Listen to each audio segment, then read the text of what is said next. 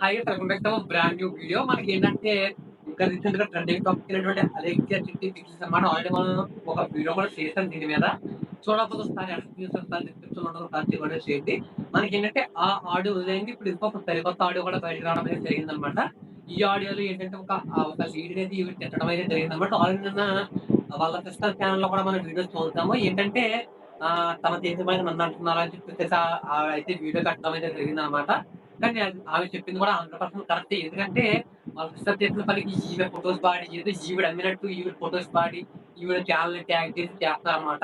ఇదైతే అసలు కరెక్ట్ అయితే కాదు. ఇప్పుడు కొత్త ఆడియో వచ్చింది. అది కూడా అలికిస్‌టియే ఒక లేడీ కస్టమర్ అనేది పెట్టిందనమాట. ఒకసారి ఈ ఆడియో అయితే వినండి.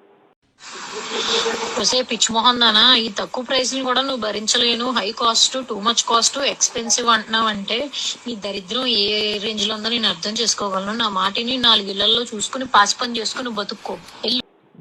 ఆడియో అయితే విన్నారు కదా! అప్పుడు మీకు ఏ విధంగా అనిపిస్తుంది అనేది కామెంట్ చేసి చెప్పండి. దీంట్లో ఈ ఈ పచ్చళ్ళు కొనలేకపోతున్నాము. అసలు నీ చర్య ఏ విధంగా ఉందో అర్థం చేసుకోగలను నేను. ఒక 4 నెలల్లో పారిపోయి తీరుకో అని చెప్పేసి చెప్తున్నాననమాట. ఏంటంటే కస్టమర్స్ అందరూ కూడా ఈ ఆడియో గురించి చాలా ఫైర్ అవుతున్నారు. ఎందుకంటే అదేదో పారిపోయి నువ్వు చేసుకొని పచ్చళ్ళ బిజినెస్ ఎందుకు మరి నీకు అని చెప్పేసి అయితే ఫైర్ అయితే అవుతాననమాట. నటించి వాళ్ళ వెబ్‌సైట్ వర్క్ అవ్వట్లేదు. వాళ్ళ వాట్సాప్‌లో రెస్పాన్స్ ఉండట్లేదు. ఏం ఉండట్లేదు అంటే ఇంక బిజినెస్ మొత్తం షెడ్డుకెళ్ళిపోయినట్టే అనమాట. ఇంకా మన దగ్గర ఎవరు కూడా పంపరు. నిన్న వాళ్ళ సిస్టర్ చెప్తున్న దాని ప్రకారం ఏంటంటే తను చాలా డిప్రెషన్‌లోకి వెళ్ళిపోయింది. అసలు నాకు ఒక్క మాట కూడా చెప్పలేదని చెప్పేసి అంటుందనమాట. ఎంత అసలు చేసిన తప్పే వాళ్ళు చేశారనమాట. ఎవరో చేసిన తప్పైతే కాదు ఆమె డిప్రెషన్‌లోకి వెళ్ళిపోవడానికి. ఆవిడ చేసిన తప్పది. ఏంటంటే ఇలా లేడీ కస్టమర్‌ని కూడా ఇలాగా అనడం అనేది కరెక్ట్ అయితే కాదు. ఏంటంటే ఇంకా చాలా మంది అనే ఉంటదనమాట. కానీ ఏంటంటే ఎవరు కూడా బయట కళ్ళు దింపుకొచ్చి మన బిజినెస్ జరిగినప్పటి నుంచి కూడాను ఒకళ్ళ తర్వాత ఒకళ్ళు చాలా బాధితులు ఎవరైతే ఉంటారో వాళ్ళందరూ కూడా మనకి రావడం అయితే జరుగుతుందనమాట. బయటికి దీనిపై ఏంటంటే ఎంత దౌర్జన్యం వీళ్ళు చేస్తున్నారు అనేదైతే మనకి క్లియర్‌గా అర్థమవుతుంది. అంతేకాకుండా ఏంటంటే ఈ ఒక్కళ్ళ బిజినెస్ వల్ల చాలా మంది బిజినెస్ పచ్చడి బిజినెస్ గాని, ఏ బిజినెస్ అయినా కానీ చాలా మంది అయితే చేస్తున్నారు కదా! ఏంటంటే దాంట్లో బాగా చేయడం వల్ల వీళ్ళందరికీ కూడా ఎఫెక్ట్ అయితే అవుతుందనమాట. కాబట్టి ఏంటంటే మనం వాళ్ళని ఎంత ఇగ్నోర్ చేస్తే అంత మంచిదనమాట. కానీ ఒకటి మాట చెప్తాను ఏంటంటే వాళ్ళు ఏదో మనల్ని తిట్టారు కదా అని చెప్పి మనం మళ్ళీ తిరిగి వాళ్ళని తిట్టడం అనేది మన సంస్కారం కాదు. ఎప్పుడు అలా తిట్టకూడదనమాట.